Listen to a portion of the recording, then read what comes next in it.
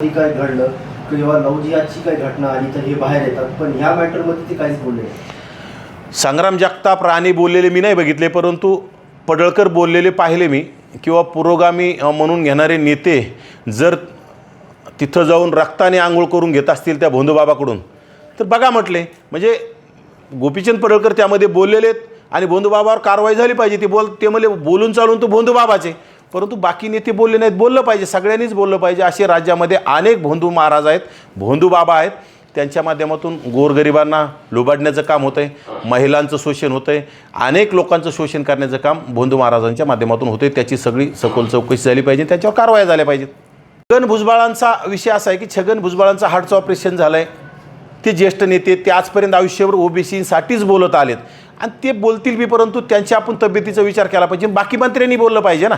भुजबळांनीच एकट्याने का बोलावं? भुजबळांच्या नावावर काय सगळ्या ओबीसींची रजिस्ट्री थोडीच करून दिली. बाकी मंत्र्यांना सुद्धा ओबीसींचं मतं लागतात ना. एकट्या भुजबळांनीच बोलायचं आणि एकट्या भुजबळांनीच कुणाच्या बी डोळ्यावर यायचं हे योग्य नाही. सर्व मंत्र्यांनी एकत्रित बसलं पाहिजे. सर्व मंत्र्यांनी एकत्रित मिटिंग करून सर्वांनी आता कुणाला तरी भुजबळ साहेबाच्या बोलायला आता त्यांच्या तब्येतीमुळे जमत नसेल तर कुणाला तरी आता समोर केलं पाहिजे, त्याला बोलायला लावलं पाहिजे आणि ओबीसींचे हक्क अधिकार वाचवण्यासाठी नक्कीच कोणीतरी आता बोललं पाहिजे. देखील व्हिडिओ आलाय. कुठेतरी राजकीय व्यक्ती अशा पद्धतीने वेगवेगळ्या प्रकरणात गुंतलेत. राजकारणाचं अधोगती, राजकीय लोक या माध्यमातून अधोगती. नरहरी झिरवळ ज्येष्ठ मंत्री, पण त्यांनी असं तेच खरं आहे खोटं आहे आता तो म्हणजे मॉर्प आहे व्हिडिओ का खरा आहे ते सुद्धा तथ्य बाहेर आलं पाहिजे. आणि नरहरी झिरवळ त्याच्यात दोषी असतील त्यांचा राजीनामा घेतला पाहिजे. कारण जर तुम्ही तृतीयपंथीयाला जर सोडत नसतील, हे महाराष्ट्र शिव फुले शाहू आंबेडकरांच्या महाराष्ट्रात चाललं आहे काय?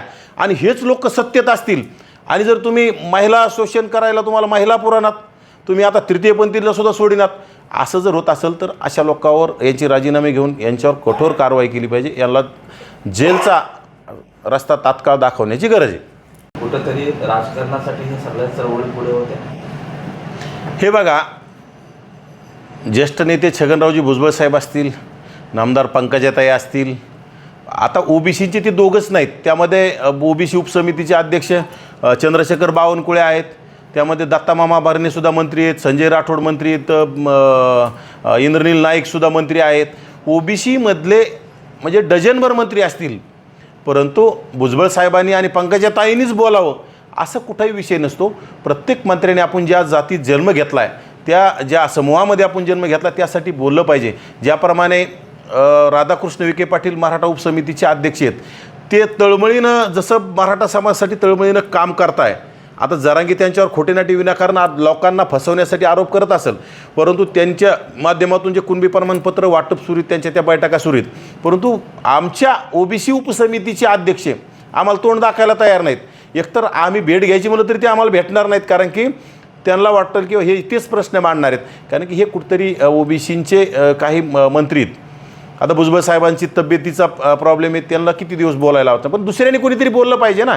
मग बावनकुळेंना मोठेपणाने तुम्ही उपसमितीचा अध्यक्ष केलं, बावनकुळेंनी बोललं पाहिजे, परंतु बावनकुळे बोलायला तयार नाहीत. आणि काही नाही, ओबीसींचं वाटोळं झालं आहे राज्यामध्ये. जिथं जिथं जिल्हा परिषदा झाल्यात, पंचायत समिती झाल्यात, नगरपालिका महानगरपालिका झाल्यात, तिथं ओबीसींच्या ज्या राखीव जागापैकी माझ्या मागे 70-80% राखीव जागेवर प्रस्थापित समाजातील लोकांनी, त्याच्यात गरीब मराठ्यांना सुद्धा प्रतिनिधित्व मिळत नाही. जे धनदांडगेत पूर्वीपासूनच करोडो रुपये खर्च करणारे अशा लोकांनी तिथं घुसखोरी केली. आणि येणाऱ्या काळात आता ते ओबीसीचं आरक्षण संपलेलं आहे आणि ओबीसींना आता कुठेही संधी मिळणार नाही. गावगाड्यामध्ये मायक्रो ओबीसीमधला कुंभार, सुतार, सोनार, लोहार जे छोट्या छोट्या जातीतले ग्रामपंचायत सदस्य होत होते, हे सदस्यसुद्धा होणार नाही. अशी तयारी राज्य सरकारनं ओबीसी आमचा DNA म्हणून फसवण्याचं काम केलेलं आहे. पाटील त्या ठिकाणी भेट द्यायला गेले, मात्र एरवी जर बघितलं ओबीसी असेल किंवा धनगर असेल, सर्वात जास्त त्रास राजकारण यामध्ये कुठंतरी ओबीसीमध्ये फूट पाडण्याचा केविलवाना प्रयत्न आहे. खरं तर जरांगीला एवढी धनगर समाजाची काळजी आहे तर राज्यामध्ये अनेक ठिकाणी मेंढपाळावर हल्ले होत आहेत.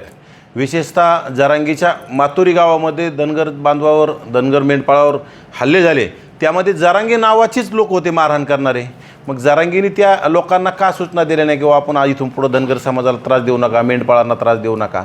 परंतु कुठंतरी आपल्याला नाक खुपसून कशी प्रसिद्धी मिळवता येईल आणि आपलं झेंडा कसा वर नेण्याचा प्रयत्न आहे याच्यासाठी चाललेला खटाटोप आहे. आणि हे सगळ्या ओबीसी समाजाला खरं तर धनगर समाजाचा जो ST आरक्षणाचा लढा आहे त्याला आमच्या शुभेच्छा आहेत, परंतु तो प्रश्न न्यायालयीन याच्यामध्ये सुद्धा गुंतलेला आहे.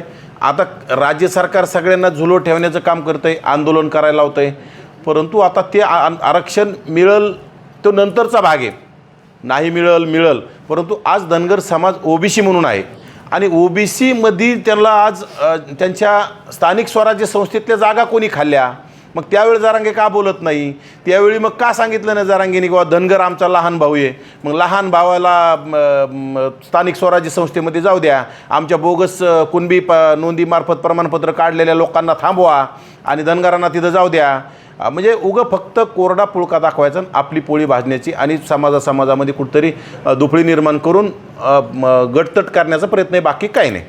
रुपाली चाकणकर ओबीसी आहेत म्हणून टार्गेट केलं हा विषय माझा नाही. रुपाली चाकणकर दोषी असतील तर नक्की त्यांच्यावर कारवाई झाली पाहिजे, त्याला काय शिक्षा व्हायची ती झाली पाहिजे, परंतु रुपाली चाकणकर एकट्याच का हा माझा प्रश्न आहे. कारण राज्यामध्ये खराद बाबाकडं भोंदू बाबाकडं अनेक मंत्री डझनभरपेक्षा जास्त मंत्री आजच्या सत्तेतले आणि मागच्या सत्तेतले सुद्धा डझनभर लोक तिथं जाऊन भेटलेले आहेत.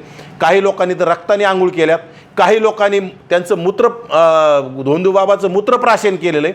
असे अनेक मंत्र्यांचे त्यांच्यासोबत संबंधित तुम्ही जर त्यांचे CDR तपासले, विशेषतः त्या भोंदूबाबाची जर नार्को टेस्ट केली तर नक्कीच किती मंत्री त्यांच्यासोबत आहेत. मग त्या मंत्र्यावर का कारवाई नाही? एकट्या महिलेवर कारवाई करायची. रुपाली चाकणकर चुकल्या, त्यांच्यावर कारवाई झाली, आम्ही त्याला समर्थन करतो, सरकारचं आम्ही कौतुक करतो, त्यांच्यावर कारवाई केली, परंतु त्याबरोबर जेवढे मंत्री त्यांच्याशी संबंध आहेत त्या मंत्र्यांवर सुद्धा कारवाई झाली पाहिजे.